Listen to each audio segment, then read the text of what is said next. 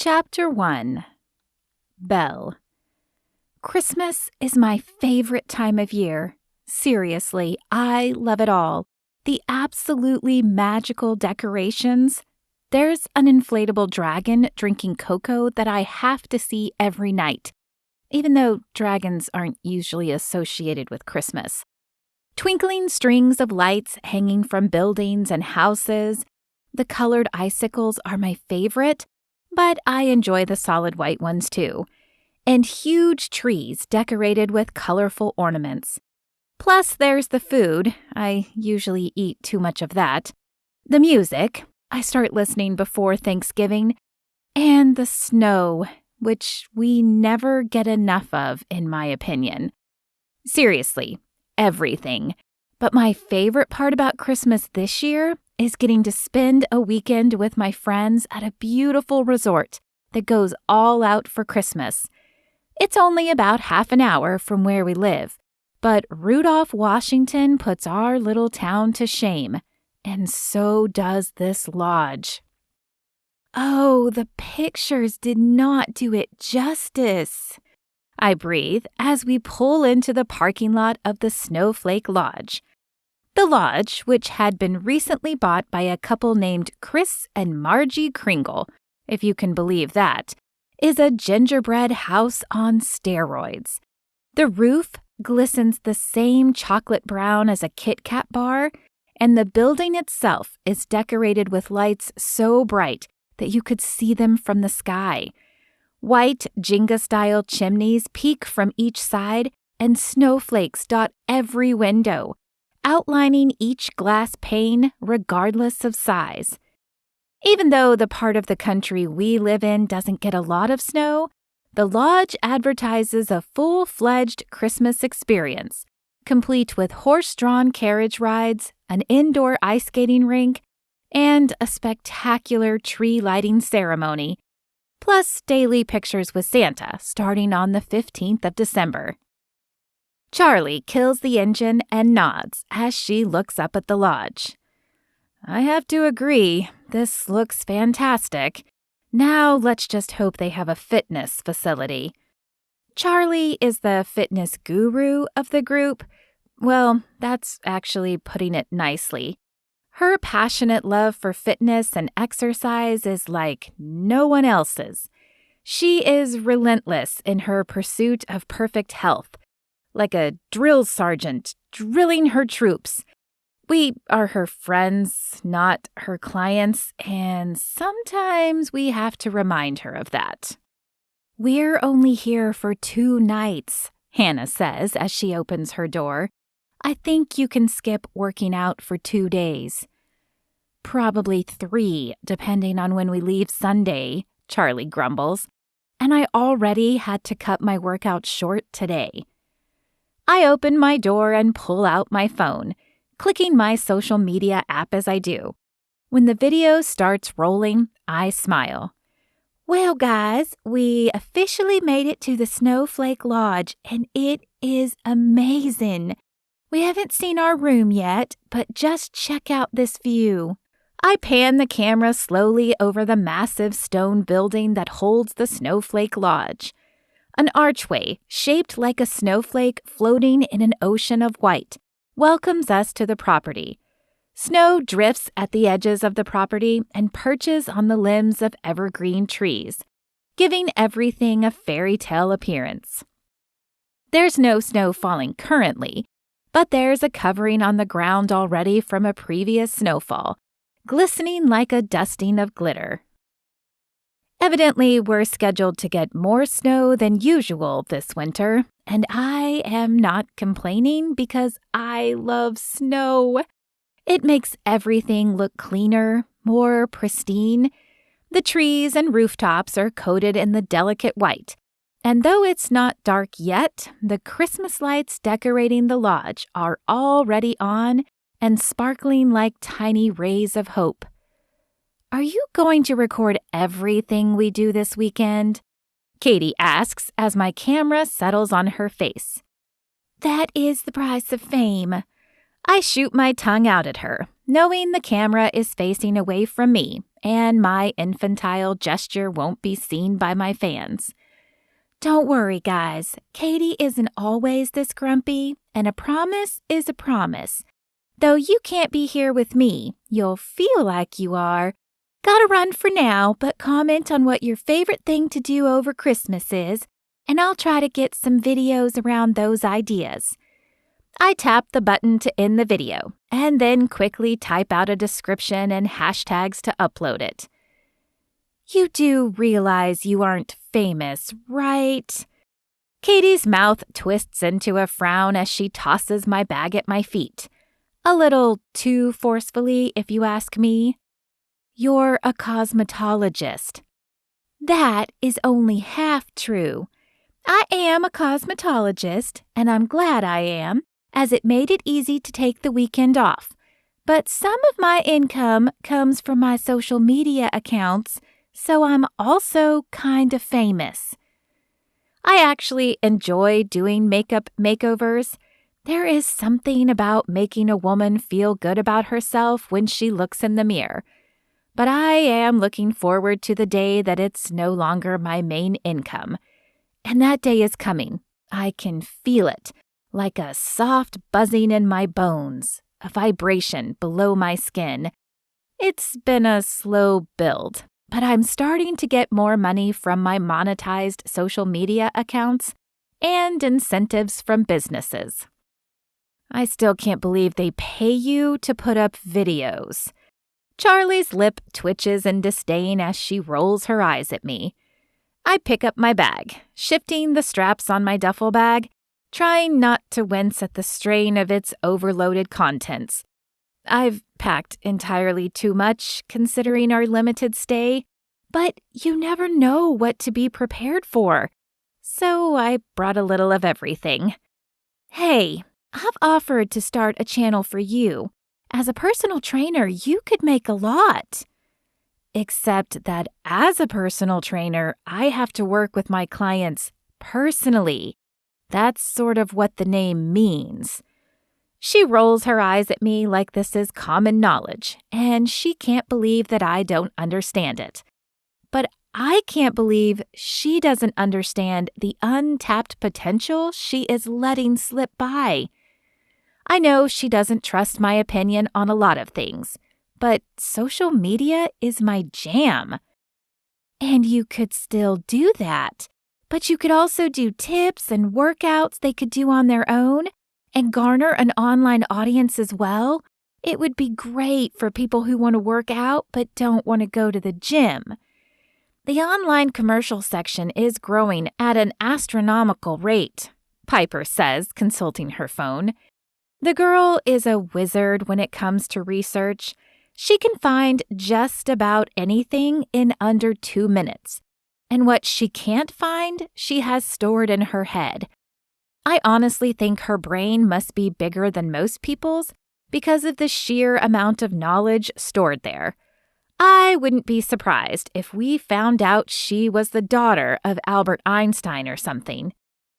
In this case, I do believe Belle is correct that you could increase your income if you added an online presence to your in-person business model. Charlie glares at her. I don't have time to shoot silly videos like Belle does. I have a real business to run. Girls, it's Christmas time. Perhaps we can hold off on the bickering for the next few days, Hannah says, stepping into her peacemaker role and shooting us pointed looks. Her dark hair is pulled back into a low ponytail, which makes her look both serious and authoritative.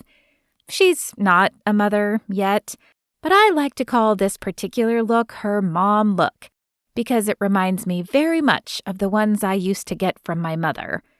Hannah swears she's perfected it because she helped raise her younger brothers, but however she got it, she's very good at it. Fine by me. I plan to enjoy this weekend. I hoist the bag a little higher on my shoulder. Okay, I probably could have left a few things at home. and lead the way to the front door, which is adorned with a giant wreath that smells strongly of pine. I don't always love the smell of pine. It's too pungent in candles and cleaners, but I don't mind it on Christmas trees and wreaths. However, I'm even more delighted as I pull the door open and the scent of cinnamon and sugar fills the air. A wave of warmth billows out with the delicious smell, enveloping me like a comfortable blanket. My mouth falls open as I step inside because even though the pictures I looked at online were gorgeous, they don't even come close to seeing the room in person. Every inch of the room is Christmas, from the giant tree straight ahead that appears to reach all the way to the vaulted ceilings, to the twinkle lights hanging from the ceiling accented with holly and ivy, to the stuffed reindeers and snowmen placed strategically around. Oof! I'm pushed forward as someone bumps into me from behind.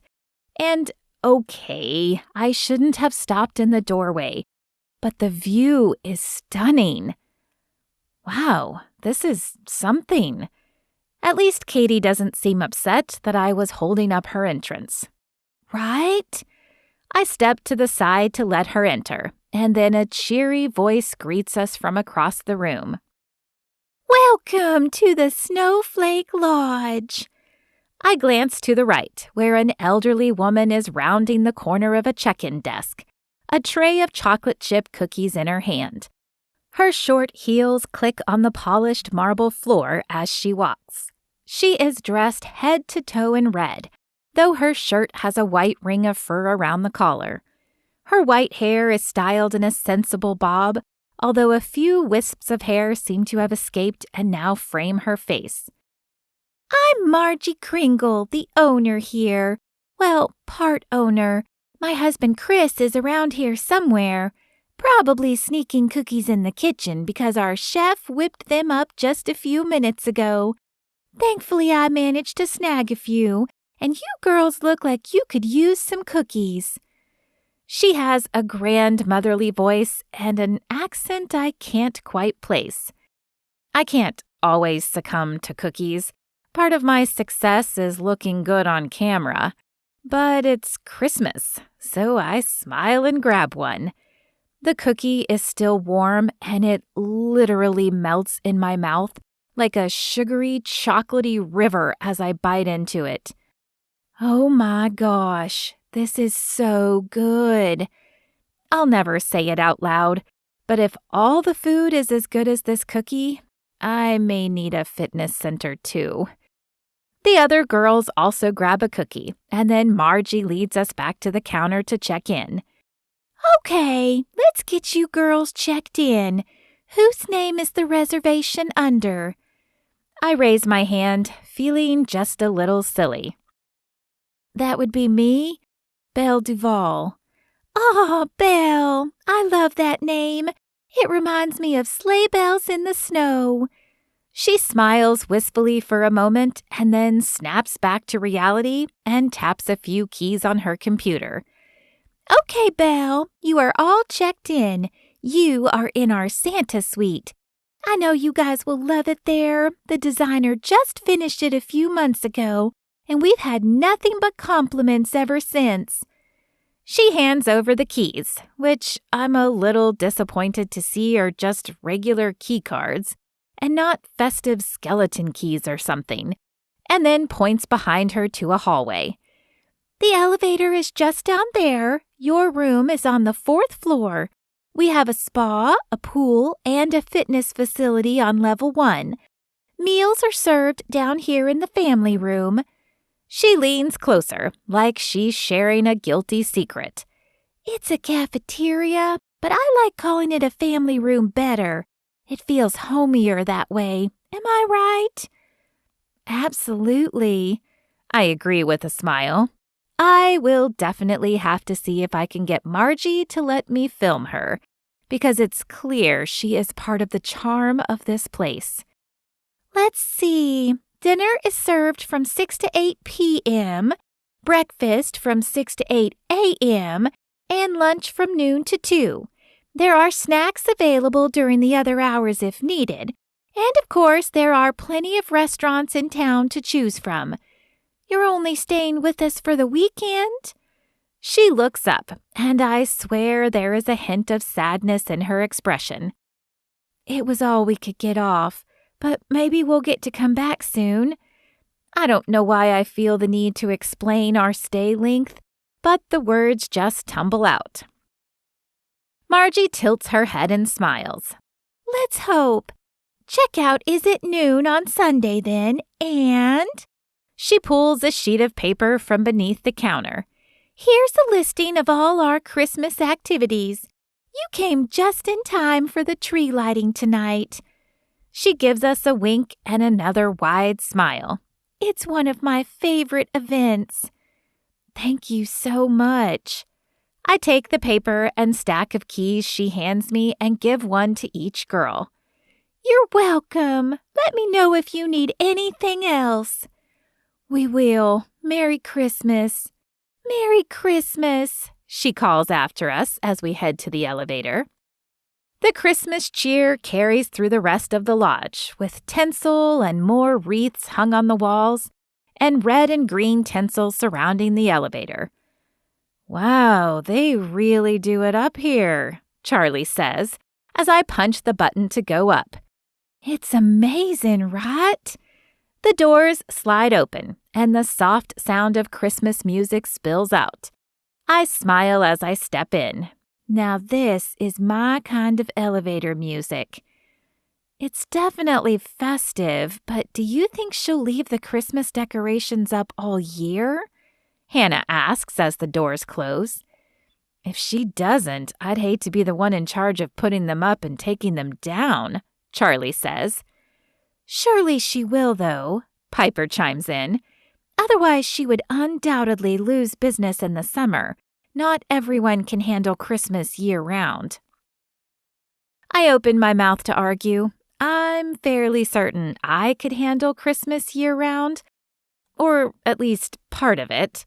The only downside is that it might lose some of its appeal, although it would take an eternity to wear off completely. But there's no need to start a fight. At the 4th floor, there is a ding, and then we step off the elevator. There are only 4 suites on this floor: the Santa Suite, the Holiday Hideaway, the Elves Extravaganza, and the Winter Wonderland. Ours is to the right, but I can't help wondering if they all look the same. I wonder if we can befriend the people in the other suites and see inside theirs. That would be weird, Katie says with a shake of her head. Nobody meets and hangs out with their hotel neighbors. It wouldn't be weird if they're cool like us. What if one of them is a suite full of handsome guys? I wiggle my eyebrows at my friends. It's been a while since any of us have been out on a date, and I wouldn't mind spending my downtime with a handsome guy. Then I'm definitely out. I frown at her and roll my eyes. Katie isn't normally this much of a party pooper, but her fiancé broke up with her a month or so ago, and she's still salty. That's part of the reason I begged the girls to come too. I knew we could all use a change of pace and scenery, even if only for a few days. "Well, I could handle a cute guy for Christmas," Hannah says, as she scans the card key on our room lock. There is a click, and then she opens the door to our magical escape. We have our own Christmas tree, and a fire flickers softly in a large fireplace. Mugs with cocoa sit on the table, along with more cookies, and Christmas music plays softly from somewhere. "This is going to be awesome," I say as I set my bag down.